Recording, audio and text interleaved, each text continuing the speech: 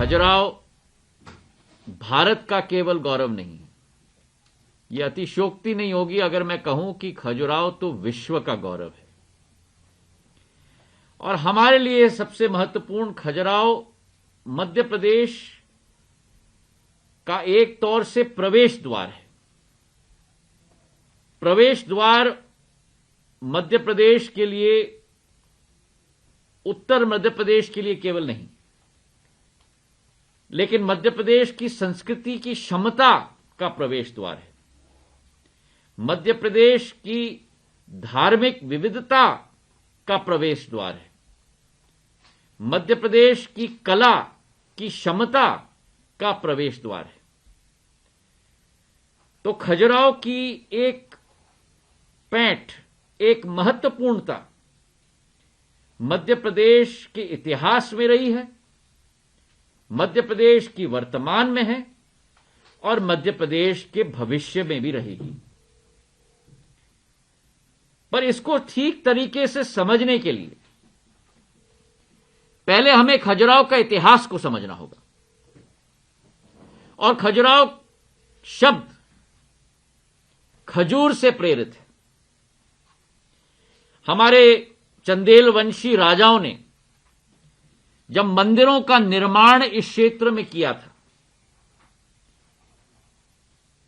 चार दीवारी एक बाउंड्री बनी थी, 8 दरवाजे बने थे मंदिरों के इर्द गिर्द उस बाउंड्री में, और उस 8 दरवाजों के बाहर दोनों तरफ खजूर के पेड़ स्थापित हुए थे। और इसलिए यह मंदिर प्रांगण खजूर वाहिका के नाम से चर्चित हो चुका था। और खजूर वाहिका कहते कहते अपभ्रंश होकर यह खजुराहो बन गया। हमारा ये मंदिर प्रांगण, ये क्षेत्र कोई 200, 300, 400, 500 साल पुराना नहीं, लेकिन 1200 साल पुराना है। 885 और 1050 के बीच में इस क्षेत्र में यहां स्थापित हुआ था। और यहां लगभग 85 मंदिर होते थे।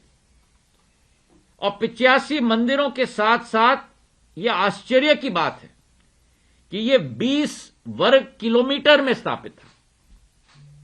यह प्राचीन इतिहास है खजुराहो की। और यहां, जैसे अभी बीडी शर्मा जी कह रहे थे, सन 1986 में यूनेस्को ने इसे वर्ल्ड हेरिटेज साइट का प्रमाण देकर इसे प्राथमिकता दी। यहां उमा महेश्वर, लक्ष्मी नारायण जी, स्वयं विष्णु जी की मूर्तियां यहां स्थापित हैं। और यहां अगर हमें दिखता है तो एक अनूठा संगम हमको दिखता है। एक तो चारों कलाओं की, चाहे वो धर्म हो, अर्थ हो, काम हो या मोक्ष हो, चारों कलाओं दर्शाती जाती हैं। और यहां एक अनोखा संगम भी है हमारे हिंदू धर्म के मंदिरों का और जैन धर्म के मंदिरों का। दोनों का एक अनूठा संगम है। और यहां धार्मिक विविधता का प्रमाण भी हमें मिलता है। तो इस इतिहास के साथ जब हम वर्तमान में निकलते हैं, हमारा ये हवाई अड्डा सन 1978 में स्थापित किया गया था। यहां से वायु सेवा दिल्ली के लिए, वाराणसी के लिए, आगरा के लिए उस समय चलती थी।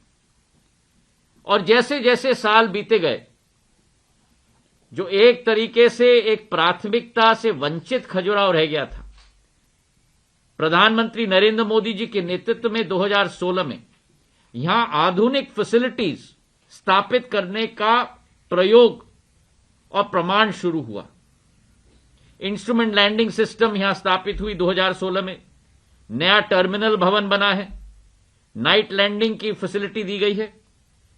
और पिछले 1 वर्ष में जब से इस विभाग की जिम्मेदारी प्रधानमंत्री जी के द्वारा हमें दी गई है, खजुराहो के लिए प्राथमिकता सदैव हमने बनाई है। और पिछले 2 वर्षों में रनवे की रीकारपेटिंग, नया एटीसी का टावर, टेक्निकल ब्लॉक, करीब 50 करोड़ का निवेश हमने सीधे सीधे खजुराहो एयरपोर्ट में किया है। आज यहां बोइंग और एयरबस के प्लेन्स लैंड कर सकते हैं। 1,20,000 स्क्वायर फुट का टर्मिनल भवन बना हुआ है और यात्रियों का अभाव बिल्कुल नहीं। प्री कोविड यहां 40 से 50,000 यात्री प्रति वर्ष आते थे और मुझे विश्वास है कि आने वाले समय में उस ऊंचाई तक हम पहुंचेंगे और उस शिखर से भी हम आगे चलेंगे। मैं धन्यवाद देना चाहता हूं आज अजय सिंह जी को, और मैं धन्यवाद देना चाहता हूं इस मंच के द्वारा हमारे सांसद आदरणीय विष्णुदत्त शर्मा जी को भी। जिस दिन से मैंने इस मंत्रालय का प्रभार संभाला है, उस दिन से विष्णुदत्त शर्मा जी एक ही चीज लेकर मेरे पास आए हैं, और वो है खजुराहो की कनेक्टिविटी, खजुराहो की कनेक्टिविटी, खजुराहो की कनेक्टिविटी। हमारे जनसेवक अगर इस मंशा से कार्य करते हैं तो फिर क्षेत्र की प्रगति और विकास सुनिश्चित है, इसका मुझे पूरा विश्वास है। और मैं धन्यवाद भी अर्पित करना चाहता हूं, और मुझे गर्व भी है, और मैं प्रशंसा भी करना चाहता हूं विष्णुदत्त शर्मा जी से कि उन्होंने मुझे इतने बार कहा, इतने बार परेशान किया, और यही तरीका है। इतने बार परेशान किया कि मैंने ये निर्णय लिया कि मैं जल्द से जल्द ये खजुराहो फ्लाइट की अनाउंसमेंट मैं करूंगा। और मैं इस दिन पर जहां विष्णुदत्त शर्मा जी को धन्यवाद अर्पित करना चाहता हूं, वहीं अजय सिंह जी को भी मैं धन्यवाद अर्पित करना चाहता हूं। और इसलिए क्योंकि हम लोगों की बहुत आशाएं अभिलाषाएं होती हैं, विष्णुदत्त जी की, मेरी, पर जमीन पर जिन कठिनाइयों का सामना हमारा नागर विमानन क्षेत्र ने पिछले 2 सालों में किया है, कोविड के जमाने में किस तरीके से बुरी तरह से, अगर कोई भी क्षेत्र प्रभावित हुआ हो विश्व में, सबसे बुरी तरीके से हमारा नागर विमानन क्षेत्र प्रभावित हुआ है। और उस लड़ाई के समय में भी, उस संघर्ष के समय में भी, जिस तरीके से अजय सिंह जी ने प्रधानमंत्री जी की संकल्पित उड़ान योजना के लिए अपना समर्पण भाव के साथ कार्य किया है, उस कोविड के वातावरण के इस 2 सालों में भी उन्होंने हर संभव प्रयास किया है कि अल्प सेवित या असेवित क्षेत्रों को जुड़ाने के लिए मैं उनको दिल के गहराइयों से धन्यवाद अर्पित करना चाहता हूं, और तालियों की गड़गड़ाहट से हम उनका उत्साहवर्धन करें। बहुत आसान है निर्णय लेना, बहुत मुश्किल है कठिन कदम उठाना। और बार बार जब विष्णुदत्त जी हमारे पास आते थे, तब मैंने अजय सिंह जी से निवेदन किया कि जल्द से जल्द ये फ्लाइट हमें शुरू करना चाहिए। और अजय सिंह जी ने पहले 10-15 दिन थोड़ा डामाडोल रहे, पर जब मैंने बड़े हाथ जोड़कर उनको निवेदन किया कि ये बहुत जरूरी है मेरे मध्य प्रदेश के लिए, उन्होंने उस समय कहा, मैंने कहा 20 तारीख को देखो भैया, खजुराहो महोत्सव शुरू हो रहा है, उसके पहले ये फ्लाइट अनिवार्य है। और आज उसका प्रमाण अजय सिंह जी आप इस मंच पे देख रहे हैं, जो ओम प्रकाश जी ने कहा कि आपके पहले दिन ही भारत के अंदर हमारे नागरिक तो इस प्लेन में गए हैं, पर विदेशी राजदूत भी इस प्लेन में उड़ के खजुराहो पहुंच गए। तो आप बिल्कुल चिंता मत करिए, आपको फुल लोड मिलेगा। देश के लोगों के लिए लोगों के केवल नहीं, लेकिन हमारे अंतर्राष्ट्रीय लोगों का भी आपको लोड मिलेगा। और आपको तहे दिल से मैं धन्यवाद अर्पित करना चाहता हूं कि इस कठिन परिस्थितियों में भी आपने इतना इस क्षेत्र को महत्व देने के लिए कदम दिया। मैं बीडी शर्मा जी की तरफ से, खजुराहो की जनता की तरफ से, ओम प्रकाश जी और प्रद्युम्न सिंह जी की तरफ से, ललिता जी की तरफ से, मलखान सिंह जी की तरफ से और बुंदेलखंड की समस्त जनता की तरफ से आपको तहे दिल से धन्यवाद अर्पित करना चाहता हूं इस कनेक्टिविटी के लिए।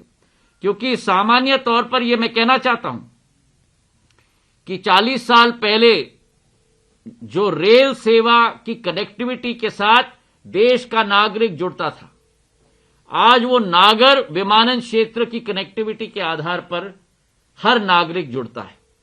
और इसलिए मांग एक एक बड़े बड़े शहरों से नहीं, लेकिन छोटे छोटे और मध्यम शहरों से भी उठ रही है कि कनेक्टिविटी आज समय की मांग है। तो आपको तहे दिल से हम धन्यवाद अर्पित करना चाहते हैं कि आपने ये सेवा शुरू की, आपने मेरा कथन की मान्यता रखी और आपके द्वारा मैं बीडी शर्मा जी के कथन की मान्यता रख पाया और खजुराहो और बुंदेलखंड की कथन की मान्यता रख पाया।